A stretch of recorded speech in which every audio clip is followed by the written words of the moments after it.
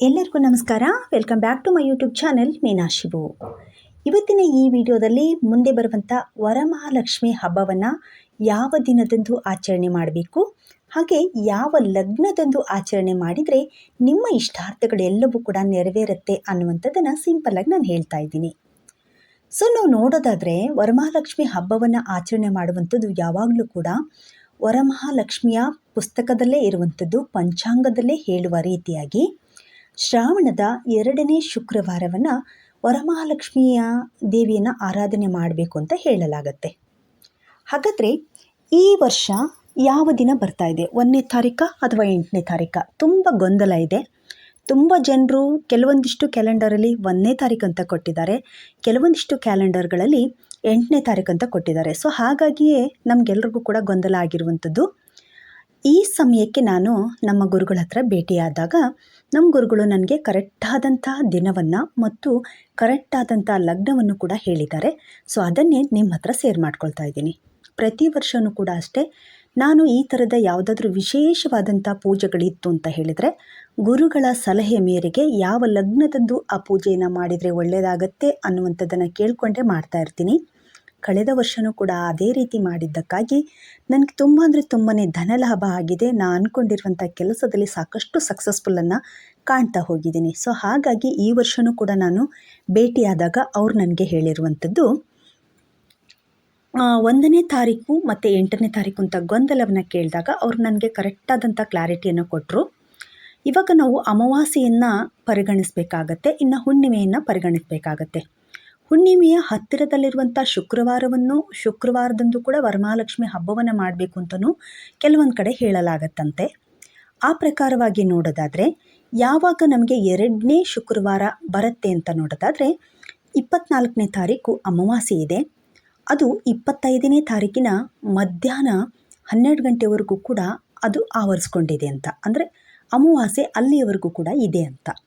ಹಾಗಾದರೆ ಶುಕ್ರವಾರ 25ನೇ ತಾರೀಕಿದೆ, ಆ ಶುಕ್ರವಾರ ದಿನವೂ ಅಮಾವಾಸ್ಯೆ ಸೇರುತ್ತೆ ಅಂತ ಆದರೆ ಶ್ರಾವಣದ 1ನೇ ಶುಕ್ರವಾರ ಈ 25ನೇ ತಾರೀಕು ಆಗೋದಿಲ್ಲ. ಹಾಗಾದರೆ 1ನೇ ತಾರೀಕು ಶ್ರಾವಣದ 2ನೇ ಶುಕ್ರವಾರ ಆಗಲ್ಲ.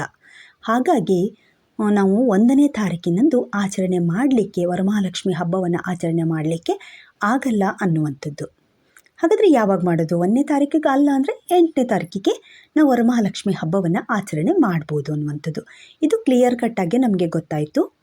ಅಂದರೆ ಅಮಾವಾಸ್ಯೆ 24 ಮತ್ತು 25ನೇ ತಾರೀಕು ಎರಡೂ ದಿನ ಇರೋದ್ರಿಂದ ನಮಗೆ 1ನೇ ಶುಕ್ರವಾರ 25ನೇ ತಾರೀಕು ಆಗಲ್ಲ. ಹಾಗಾದರೆ 1ನೇ ಶುಕ್ರವಾರ 1ನೇ ತಾರೀಕಾದರೆ 8ನೇ ತಾರೀಕು 2ನೇ ಶುಕ್ರವಾರ ಆಗುತ್ತೆ.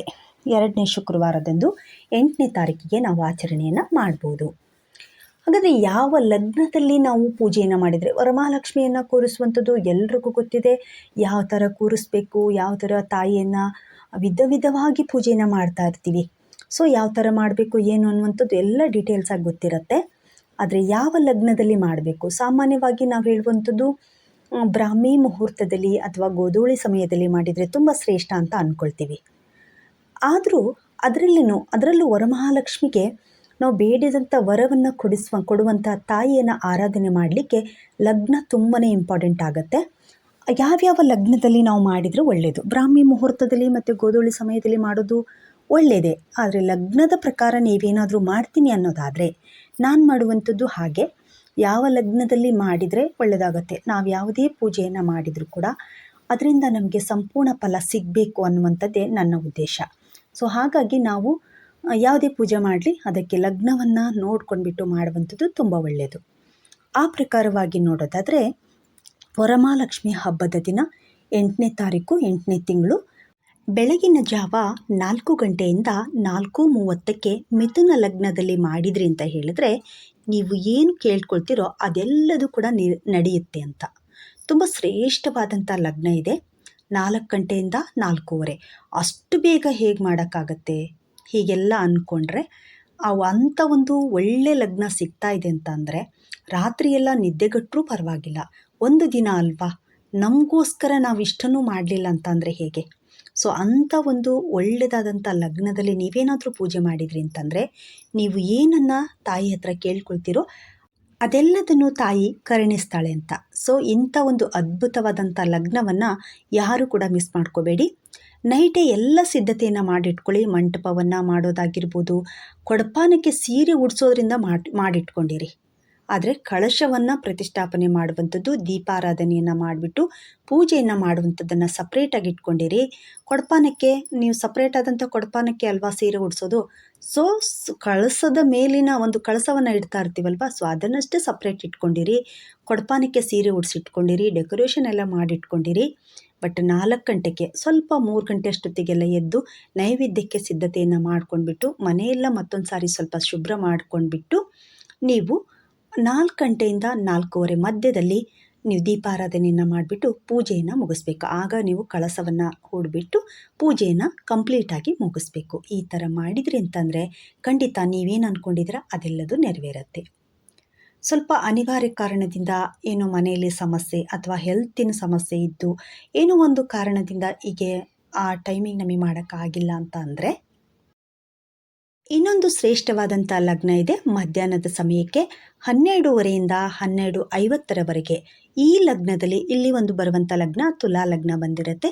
ಸೊ ಈ ಲಗ್ನದಲ್ಲೂ ಕೂಡ ನೀವು ಮಾಡಿದರೆ ತುಂಬಾ ಒಳ್ಳೆಯದು. ಸೊ ಇದನ್ನೇ ನೋಡಿಕೊಂಡು ಈ ಟೈಮಿಂಗಿಗೆ ಕರೆಕ್ಟಾಗಿ ನೋಡ್ಕೊಂಡ್ಬಿಟ್ಟು ನೀವು ಟೈಮಿಂಗನ್ನು ಮೇಂಟೈನ್ ಮಾಡಬೇಕಾಗತ್ತೆ. ಸೊ ಆ ಸಮಯಕ್ಕೆ ಮಾಡಬೇಕಾಗತ್ತೆ.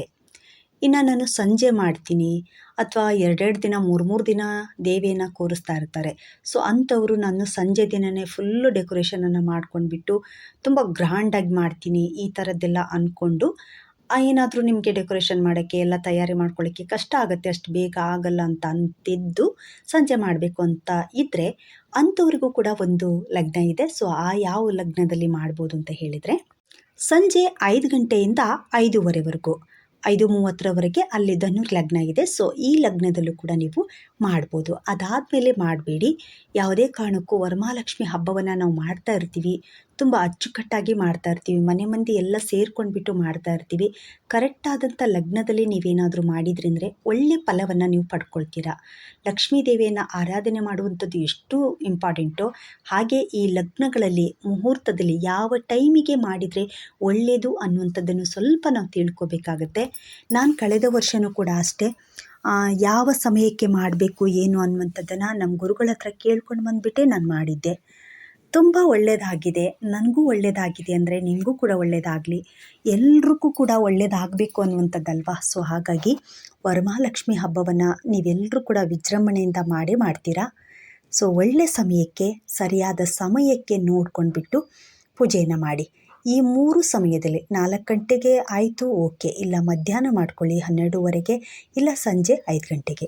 ಈ 3 ಸಮಯವನ್ನು ಕರೆಕ್ಟಾಗಿ ನೆನಪಿಟ್ಕೊಂಡ್ಬಿಟ್ಟು ನೋಡಿಕೊಂಡು ಮಾಡ್ಕೊಳ್ಳಿ, ಎಲ್ಲ ಒಳ್ಳೆಯದಾಗತ್ತೆ. ಧನ್ಯವಾದಗಳು.